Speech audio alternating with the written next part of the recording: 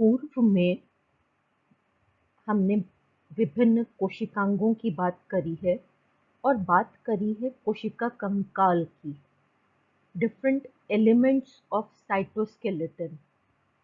और उन्हीं एलिमेंट्स में से एक एलिमेंट अपन ने पढ़ा है पूर्व में एक वीडियो ट्यूटोरियल में, वो है माइक्रोट्यूब्यूल।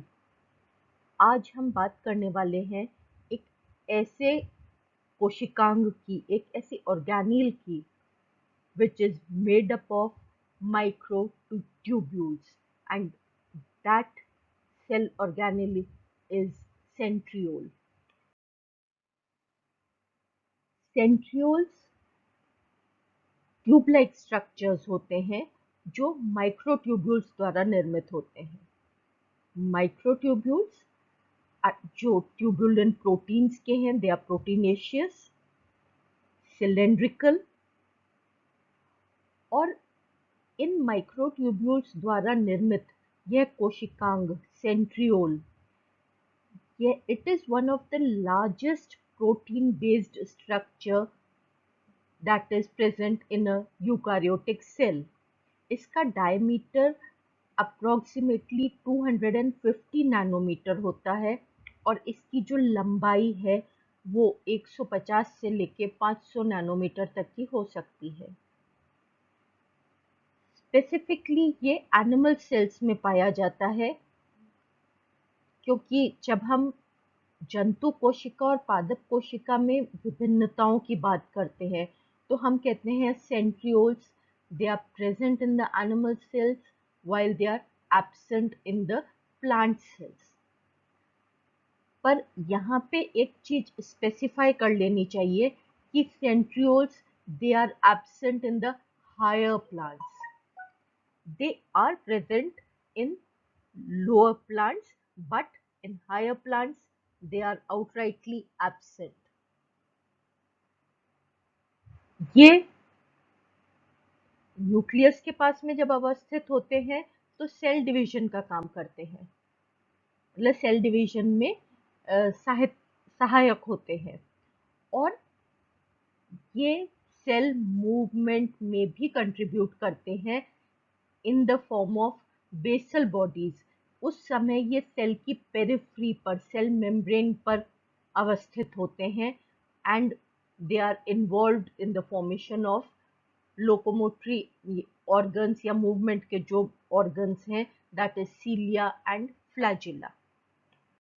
इन सेंट्रियोल्स की संरचना की अगर हम बात करें तो इनका चारित्रिक विशेषता है, कैरेक्टरिस्टिक फीचर है प्रेजेंस ऑफ 9 ट्रिपलेट माइक्रोट्यूब्यूल्स। अर्थात इसकी सेंट्रियोल की संरचना में ये 9 माइक्रोट्यूब्यूल्स है और प्रत्येक माइक्रोट्यूब्यूल 3 सब ट्यूब्यूल्स द्वारा निर्मित है। ये 3 सब ट्यूब्यूल्स हैं ए, बी और सी। प्रत्येक सब ट्यूब्यूल ट्यूबुलिन द्वारा निर्मित है, प्रोटोफिलामेंट द्वारा।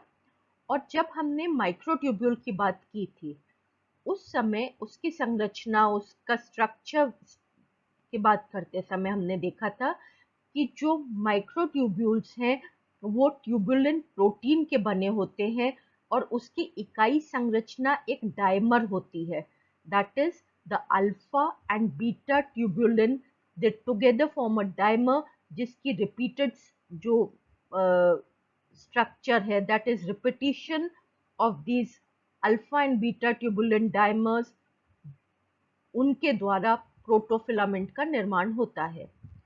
तो सेंट्रियोल के इन ट्रिपलेट्स में जो सब ट्यूब्यूल ए है उसमें टोटल 13 प्रोटोफिलामेंट्स होते हैं, और इससे जुड़ी हुई जो बी और सी सब ट्यूब्यूल्स हैं उनमें 10 प्रोटोफिलामेंट्स होते हैं।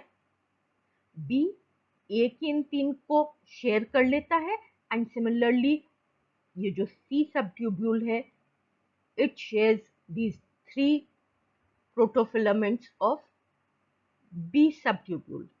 तो यह तीनों जो सब ट्यूब्यूल्स हैं वो ट्रिपलेट के रूप में अरेंज्ड होती हैं एंड दीज 9 ट्रिपलेट्स ये बनाती हैं distal part of this centriole.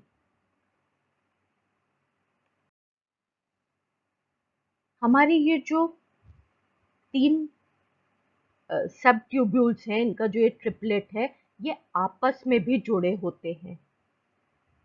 प्रत्येक ट्रिपलेट का जो ए सब ट्यूब्यूल है वो पास वाले ट्रिपलेट के सी ट्यूब्यूल से जुड़ा होता है by means of connecting fibres which are known as the C A connective fibre. तो इस प्रकार से यह एक प्रोटीनेशियस स्ट्रक्चर बना लेती है और जब ये आपस में जुड़े होते हैं तो इनको जो सेंट्रियोल है उसके स्ट्रक्चर को सुदृढ़ता प्राप्त होती है। सेंट्रियोल के आर पार कोई मेम्ब्रेन नहीं है, it is not a membrane bound structure, इसलिए इसको जो एक यूनिट के रूप में ये जो ऑर्गेनाइज्ड होता है that is by means of connecting fibers between different subunits of this centriole।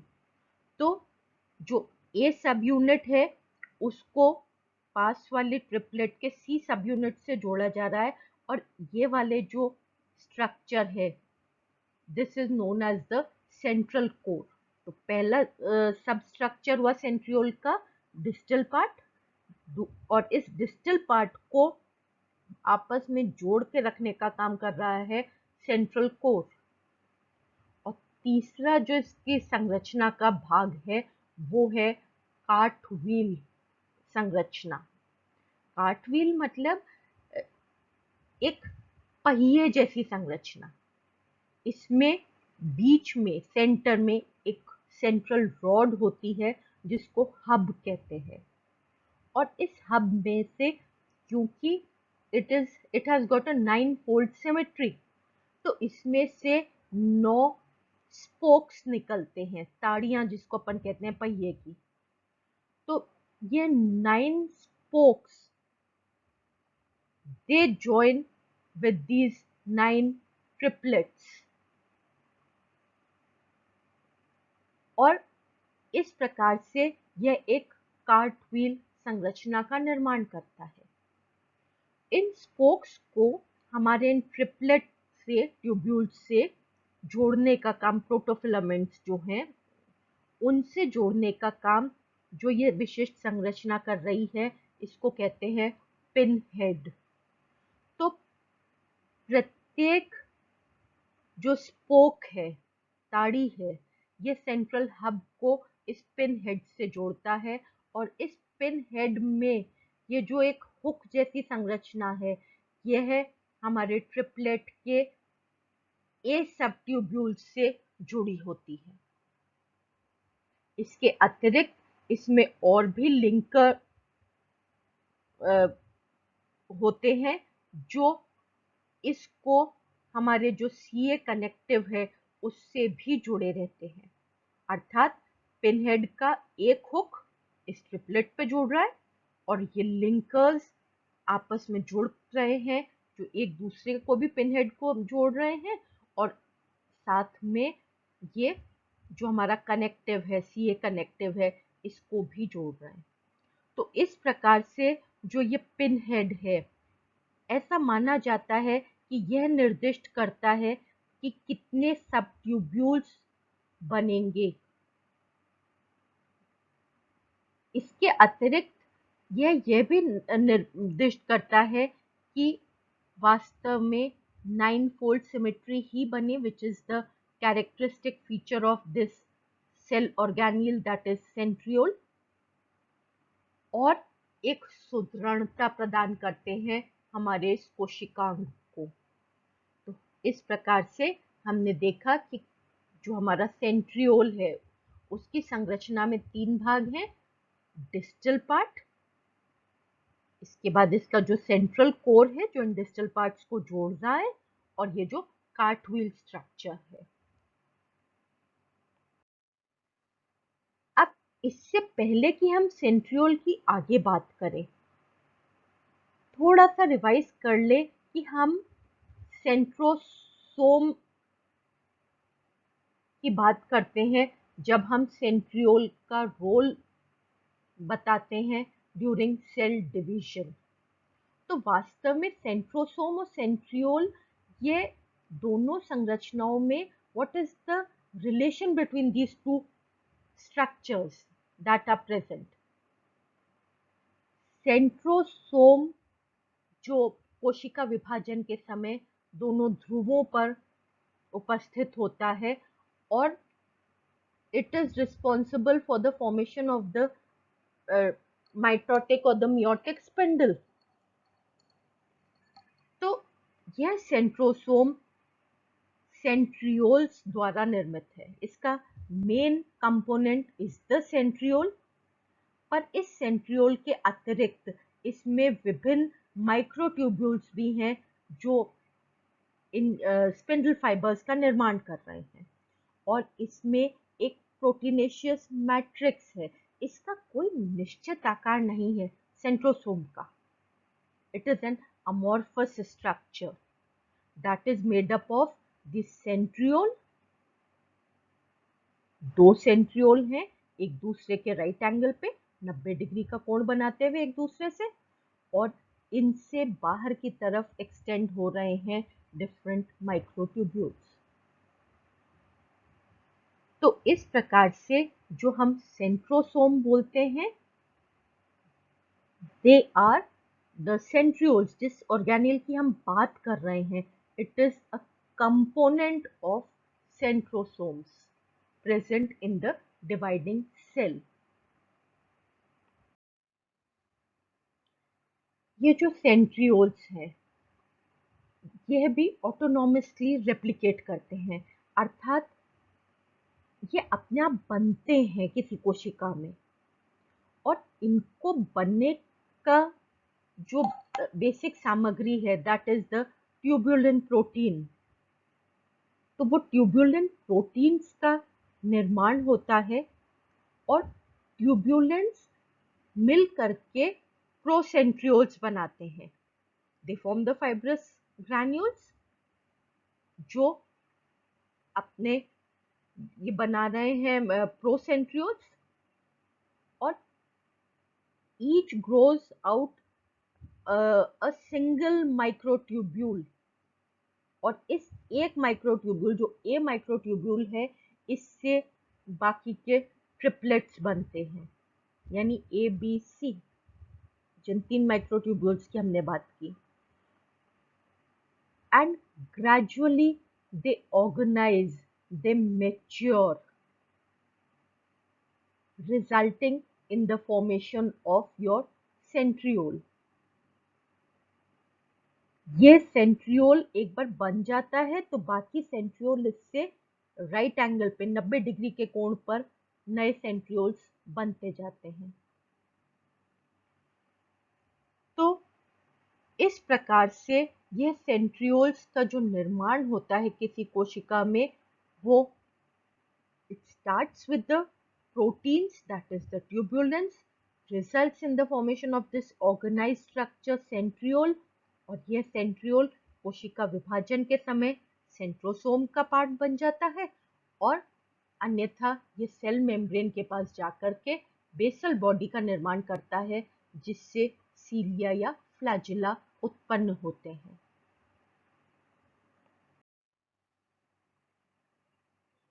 ये देखिए, ये जो अपना सेंट्रियोल है, इसका निर्माण भी इंटरफेज के दौरान ही होता है। जब G1 फेज होता है इंटरफेज का, जब विभिन्न प्रोटीन्स बन रहे होते हैं, उस समय इसके ट्यूबुलिन प्रोटीन्स भी बनते हैं, और ग्रेजुअली एस फेज में एक तरफ तो डीएनए का रेप्लिकेशन हो रहा है, और दूसरी तरफ हमारे जो ट्यूबुलेंस हैं ये ऑर्गेनाइज होकर के प्रोसेंट्रियोल बनाते हैं।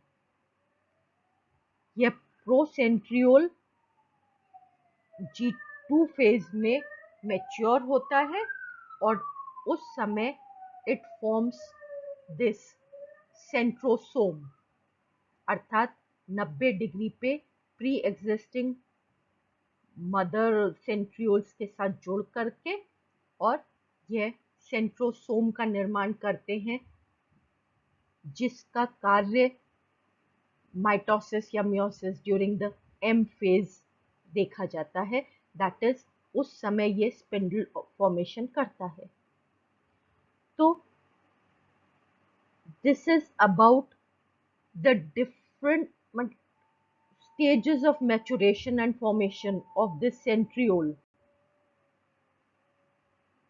जो हमारे सेल साइकिल के इंटरफेज के दौरान होती है।